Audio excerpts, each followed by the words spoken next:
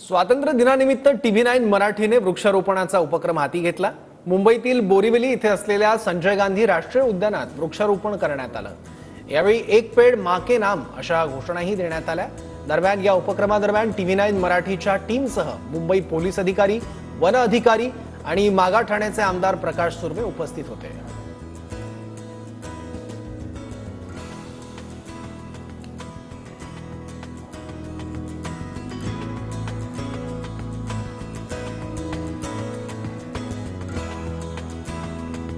पेड़ माँ के नाम, एक पेड़ भारत माँ के नाम।